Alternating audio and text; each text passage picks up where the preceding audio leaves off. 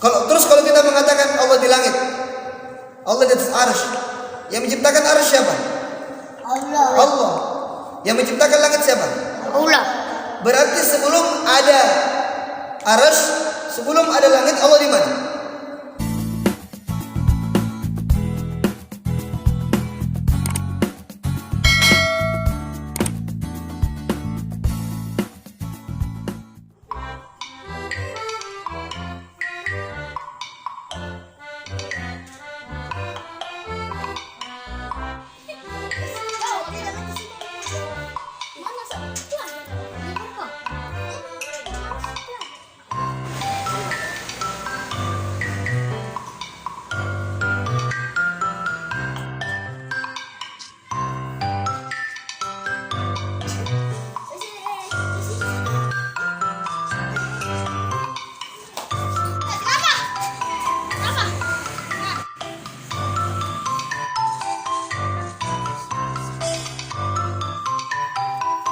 Coba dengarkan ceramah ini. Ceramah apa kah? Ini ada ceramah bagus. Coba diputar videonya. Berarti kita tahu Nabi Musa mendakwahkan kepada Fir'aun bahwasanya Tuhannya berada di mana? Di atas langit, dan Fir'aun mengingkari. Oleh karenanya barang siapa yang menyatakan Allah tidak di atas langit, sungguhnya dia mengikuti mazhab Fir'aun. Iya, Fir'aun mengingkari Allah di atas langit. Maka jadi mengatakan kepada panglimanya, naikkan, buat bangunan yang tinggi menjulang. Aku ingin buktikan bahwasanya Musa itu pendusta, tidak ada Tuhan di atas langit. Oh, berarti Tuhan ada di atas langit ya? Ya betul, Tuhan di atas langit.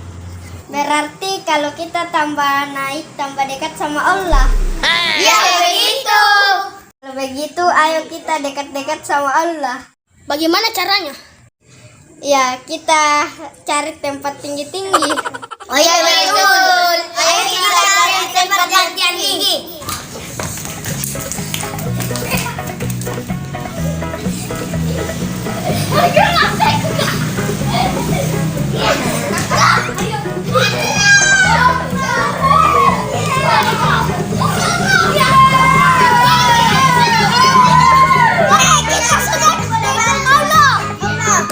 Kita sudah dekat sama Allah. Aku dekat sama Tuhan. Aku lebih dekat dengan Allah daripada kalian. What the fuck?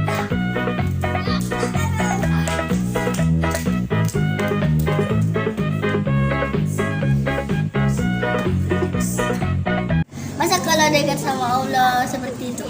Iya, kayak tidak masuk akal. Oh iya, kalau begitu ayo kita tanyakan kepada Ustadz Reza. Oh iya, ayo. Pulang.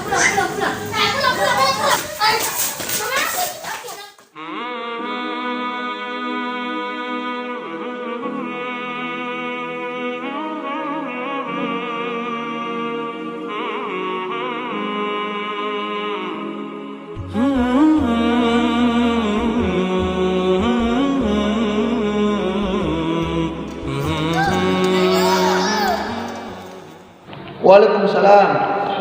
Ya, kenapa? Kami mau menanyakan sesuatu, Ustaz. Oh, ya, kalau begitu, ayo ke depan sini.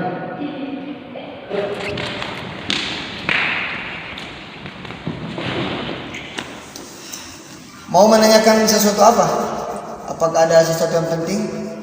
Kami mau menanyakan apakah benar Allah itu di atas? Yes.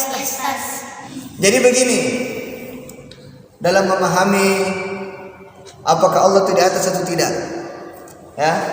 Sekarang saya tanya, Allah itu benda atau bukan? Bukan. Allah itu benda atau bukan? Karena Allah itu bukan benda, maka berarti Allah itu berbeda dengan benda, betul tidak? Laisa kamitslihi syai'. Allah itu tidak serupa dengan sesuatu apapun. Dengarkan baik-baik penjelasan saya. Jangan sampai salah paham, ya. Kalau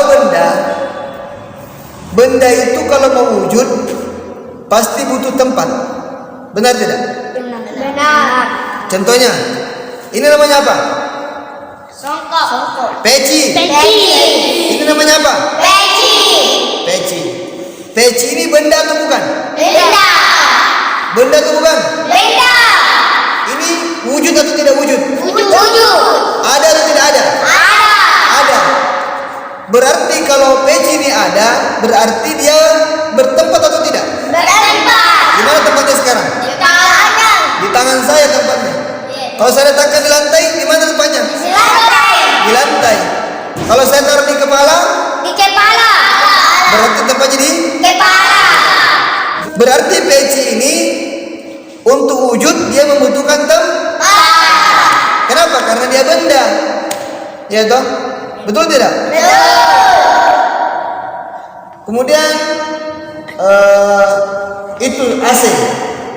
AC itu benda atau bukan? Benda. Dia ada atau tidak ada? Ada. Bertempat atau tidak? Bertempat. Di mana tempatnya AC? Di tembok. Tembok. Ya, ini tembok sama saja. Kemudian saya tanya lagi.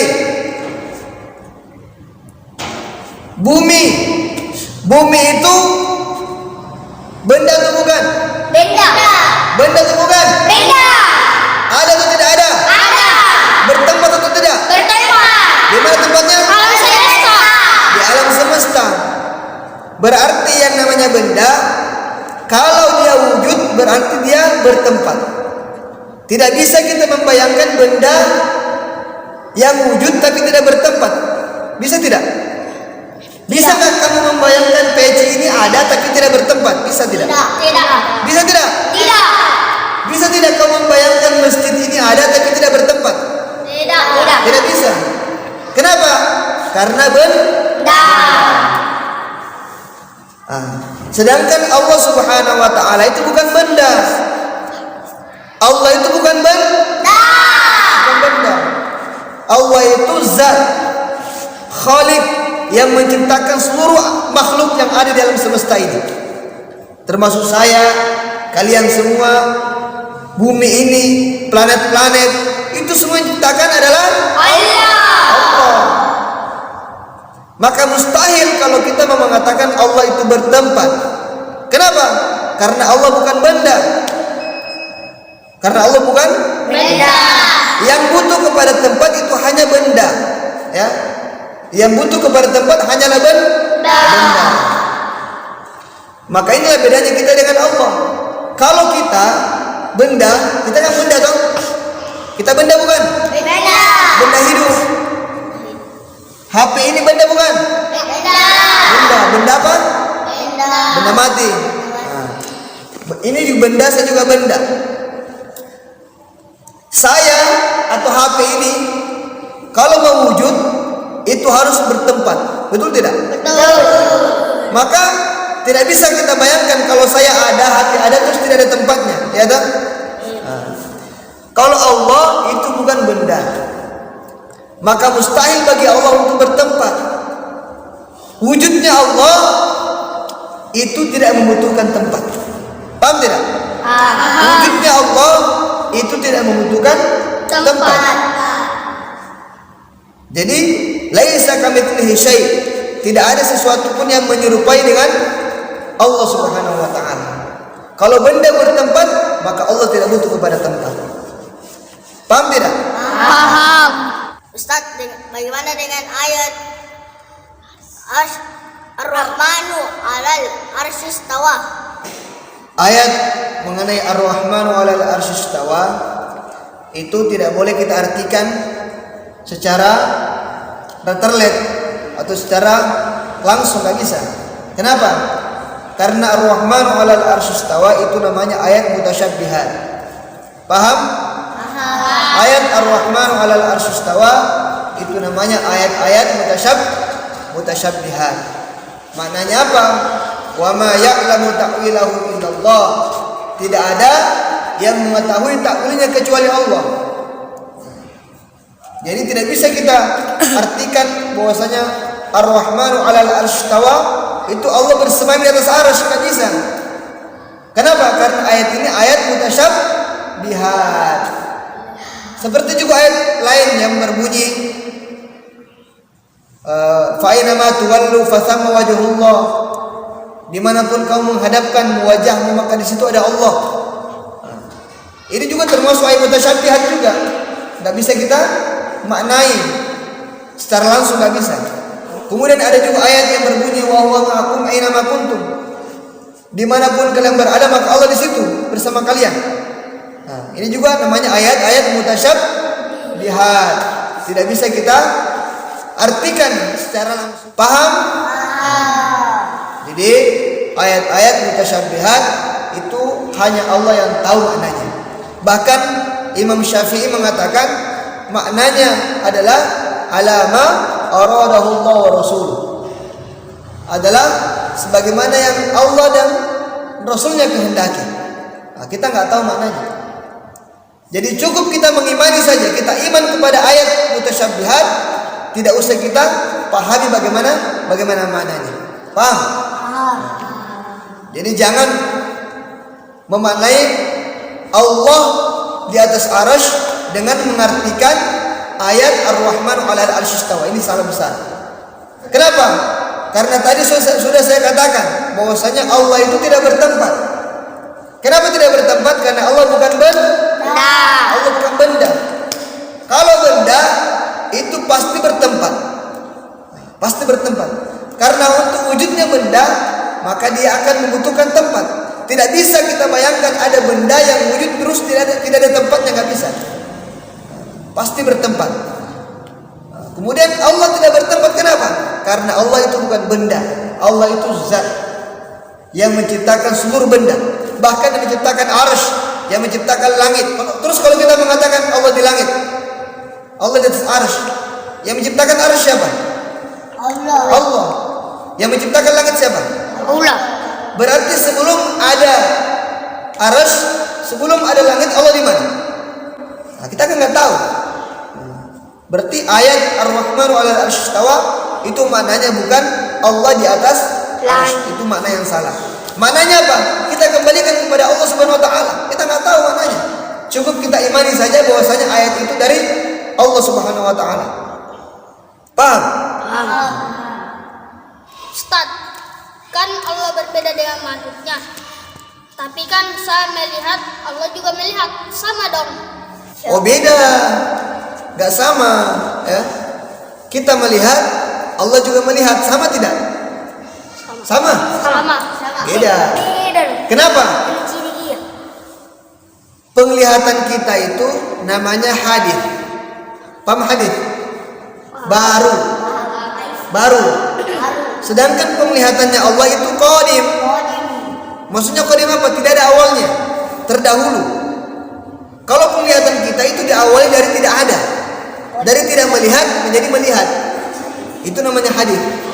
Kalau penglihatannya Allah itu qadim, ya, qadim. Tidak ada awalnya. Sejak dulu Allah sudah melihat. Tidak pernah ada kata-kata Allah tidak melihat kemudian melihat, tidak pernah. Beda dengan makhluknya. Kita manusia dulu dalam rahim belum melihat. Ketika kita lahir umur 1 bulan 2 bulan baru bisa melihat. Itu namanya penglihatan kita hadis. Paham? Dan penglihatan kita terbatas. Kalau penglihatan Allah itu tidak terbatas. Jadi nggak sama. Kita melihat itu hadis. Sedangkan Allah melihat itu qadim. Paham ya? Begitu juga pendengaran kita. Allah mendengar, kita juga mendengar. Apakah sama? Tidak sama. Kalau pendengaran kita namanya hadis, baru. Sedangkan pendengaran Allah itu namanya qadim. Pendengaran Allah qadim. Maka kalau orang meyakini Allah di atas arsy, sedangkan arsy ini baru, hadis, berarti dia meyakini bahwasanya Allah itu duduk di atas arsy, hadis, baru. Dan sebelumnya tidak pernah duduk di atas arsy. Berarti Allah duduk di atas arsy itu baru, hadis. Sedangkan sifat hadis itu mustahil bagi Allah. Sedangkan sifat hadis itu mustahil bagi Allah. Maka pernyataan orang yang mengatakan Allah di atas arsy dengan berdalilkan Ar-Rahman 'alal 'arsy istawa itu ditolak, tidak bisa diterima. Paham? Maka Ahlussunnah wal Jamaah tidak memahami Ar-Rahman 'alal 'arsy istawa dengan pemahaman seperti itu. bagaimana? Alama aradahu Allah wa rasul. Kita kembalikan maknanya kepada Allah Subhanahu wa taala dan Rasulnya. Paham? Paham. Jadi orang-orang Wahabi sebenarnya itu mereka salah paham ya. Mereka memahami bahwasanya Tuhan kalau tidak bertempat dan tidak bisa ditunjuk arah dan tidak bisa dan tidak terikat dengan waktu, maka Tuhan seperti itu tidak ada. Ya, Tuhan seperti itu tidak ada. Begitu juga benda. Benda kalau tidak bertempat, kemudian tidak mengambil, tidak terikat dengan waktu dan tidak bisa ditunjuk arah, maka benda seperti itu tidak ada. Nah, jadi sebenarnya selama ini orang-orang Wahabi itu sebenarnya bukan menyembah Allah, tapi mereka menyembah benda. Kenapa? Karena dia menganggap Allah tidak atas langit. Sedangkan kalau kita menganggap Allah di atas langit, berarti kita samakan Allah dengan benda. Karena hanya benda yang terbutuh dengan tempat. Hanya benda lah yang terikat dengan waktu. Hanya benda lah yang terikat dengan arah. Paham ya? Paham. Jadi begitu. Jadi jangan sekali-kali ada terlintas di pikiran kita bahwasanya Allah itu bertempat, ya. Apapun yang ada di pikiran kita itu bukan Allah. Itu bukan Allah. Itu benda, itu makhluk. Ya. Begitu. Insyaallah. Terima kasih Ustadz atas penjelasannya. Ya, sama-sama. Ya, silakan pulang boleh. Assalamualaikum. Ya. Assalamualaikum. Ya. Assalamualaikum.